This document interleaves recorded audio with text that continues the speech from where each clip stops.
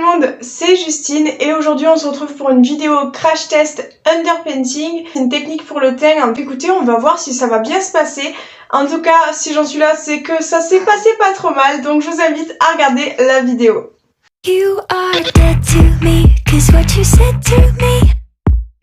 Je vais commencer par appliquer ma base visage. Aujourd'hui j'ai choisi la base matifiante. Et je l'applique en commençant par ma zone T, évidemment, parce que c'est les endroits qui vont produire le plus de sébum au cours de la journée. Et puis bien sûr, je viens l'étaler sur tout mon visage. Ensuite, je vais faire mon contouring avec un stick multi-usage. Ici, j'ai choisi la teinte Cinnamon Latte. Je vais l'appliquer directement dans mon creux de joue, ici. Je vais en mettre également sur tout le pourtour de mon visage, en fait, pour vraiment faire le contouring. Et je viendrai aussi faire mon nez. Deuxième partie, d'abord venir travailler ça. J'ai choisi de le travailler cette fois-ci avec un pinceau comme ceci. Donc c'est un pinceau contour en fait. Et là vous voyez, vous avez un embout qui est assez dense mais quand même assez souple et bien biseauté. Enfin, je le trouve parfait vraiment pour appliquer ce genre de produit. Donc je vais venir tout simplement venir travailler un petit peu la matière quand même. Ne pas la laisser brute et un petit peu la dégrader vers le haut. Je vais moins la dégrader que d'habitude puisque de toute façon on va venir travailler le fond de teint par dessus, donc forcément ça va atténuer, mais sinon d'habitude je l'estompe beaucoup plus parce que bien sûr je l'utilise aussi par dessus le teint habituellement. Bon, évidemment là ça ressemble à rien, mais trust the process comme on dit, avec mon super accent anglais. Ne jamais juger un maquillage en construction, surtout là on fait une technique assez spéciale, donc ne vous inquiétez pas. J'espère en tout cas, parce que c'est la première fois que je teste, que ça ressemblera à quelque chose à la fin. Je vais venir maintenant définir mon nez et créer une ombre sous la bouche. Et ensuite on va passer au correcteur anti-cerne.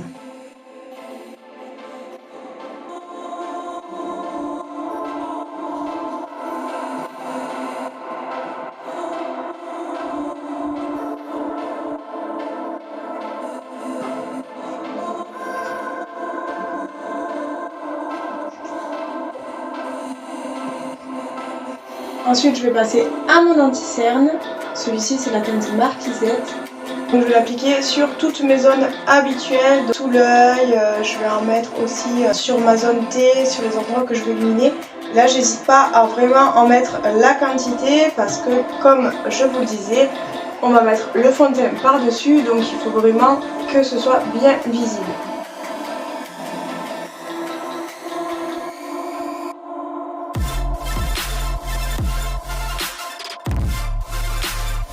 Je prends une éponge humide et je vais venir travailler ma matière sans toucher bien sûr à mon bronzer, par là sur les côtés à la limite où je remonte bien mon anti-cerne, mais sinon je ne vais pas toucher mon bronzer ici ou sur mon nez par exemple.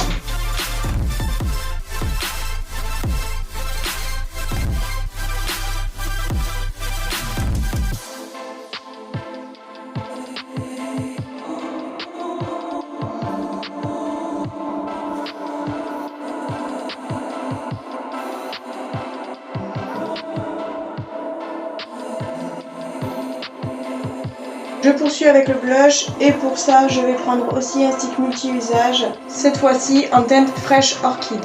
Et pour l'application, cette fois-ci, j'y vais directement avec mon stick évidemment et je vais venir le blender avec une nouvelle éponge humidifiée également.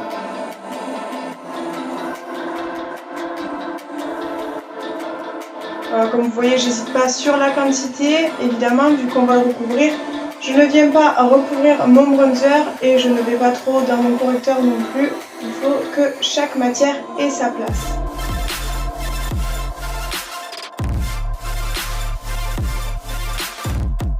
À cette étape-là, vu que vous n'avez pas encore mis le fond de teint et que le teint n'est pas poudré, vous allez pouvoir corriger éventuellement si vous voulez remettre un petit peu de matière d'un produit ou d'un autre, ou corriger si vous avez trop mis, etc. Par exemple là, je peux reprendre mon éponge avec mon correcteur sans remettre de matière et venir bien tapoter à ce niveau-là pour éviter une démarcation avec le blush qui de toute façon s'atténuera avec le fond de teint.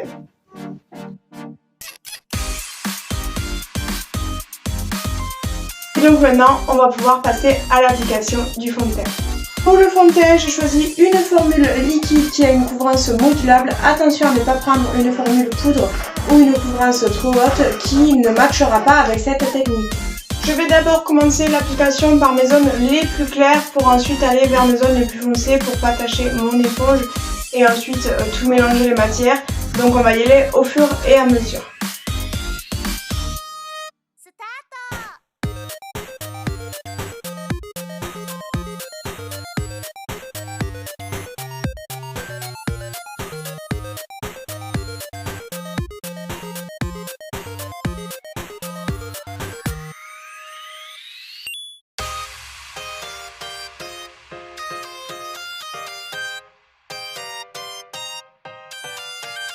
Voici donc le résultat une fois toutes les matières estompées avec le fond de teint par-dessus. Écoutez, je suis très étonnée du résultat, c'est la première fois que je fais cette technique et je trouve que ça fait un résultat hyper frais, hyper joli et tout en restant assez naturel finalement. C'est beaucoup moins prononcé qu'un teint qu'on va faire par-dessus en fait. Donc je trouve que ça convient un petit peu aux personnes qui veulent pas trop en faire. Sur ce, je vais finir mon maquillage et je vous retrouve pour l'outro de cette vidéo. Et voilà, ma vidéo teint sur l'underpainting est terminée. J'espère que ça vous a plu. Si vous essayez de reproduire cette technique, n'hésitez pas à m'identifier sur mes réseaux sociaux qui se trouvent dans la barre de description. J'espère vous retrouver en tout cas là-bas, n'hésitez pas à me suivre. Vous retrouverez le tuto du maquillage que je porte aujourd'hui dans une prochaine vidéo. J'espère que ça vous plaira aussi, donc abonnez-vous pour ne rien louper et surtout activez la cloche. Salut!